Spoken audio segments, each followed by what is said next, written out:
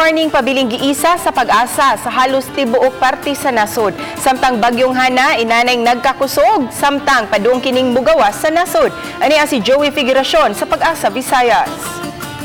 Mayong hapon sa tanan mo, kini atong update sa atong panahon diri sa Central Visayas. Adto nagyapon kita habagat nga apekto karon sa most part sa nasod.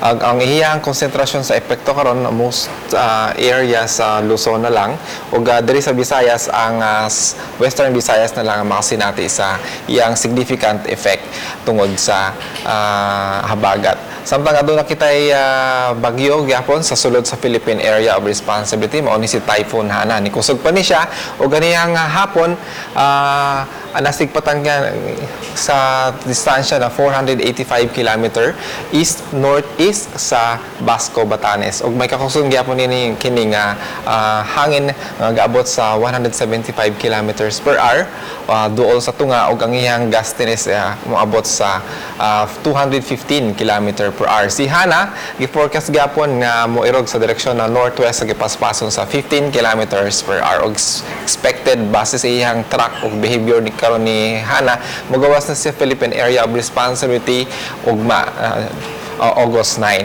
O aduna kitay LPA sa sulod sa Philippine Area of Responsibility approximately 270 km kasagpan sa Dagupan City, Pangasinan.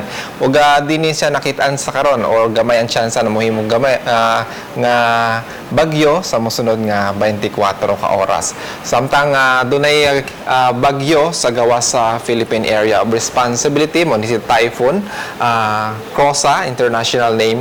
O ganihang hapon na sigpatan kini sa layon sa 1,940 km silangan ng extreme northern Luzon. Di natin nakitaan nga mo sulod sa Philippine Area of Responsibility o mohapit lang siya gamay but hindi ni siya nakitaan nga mo record lang ni siya diretso sa Japan area. So ang track ni Hana sa pagkakaroon na northwest ang iyang direction sa gipaspason sa 15 km per hour ug mogawas nga siya sa Philippine Area of Responsibility by tomorrow. O padayon nga ang epekto sa habagat diri sa Central Visayas o sa tibuok nga actually sa tibuok nga Visayas ug adto nagyapon ni epekto significant effect diri sa atong kabaybayunan.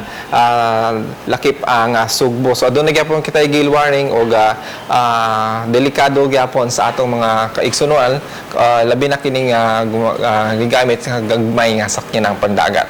So posibleng umabot sa 4.5 meters ang wave height diri sa Central Visayas. Ug atong sutahon ang panahon ugma Friday ug adun na kay kitay maayo panahon diri sa Central Visayas ug ang atong kainiton diri sa Sugbo is from 26 to 32 degrees Celsius tungod atong panahon generally fair weather aside from localized thunderstorms.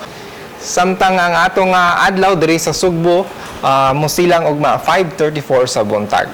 Ug sa mga dugang kasayuran pwedeng mulag on sa among website bagong.pagasa.dost.gov.ph or i-like kami or i-follow sa aming mga social media accounts. I-search lang DOST_Pag-asa sa Facebook o sa Twitter. Mao kana atong latest weather update karong adlaw. Gikan diri sa Pag-asa Mactan, Joey Figuracion, daghang salamat.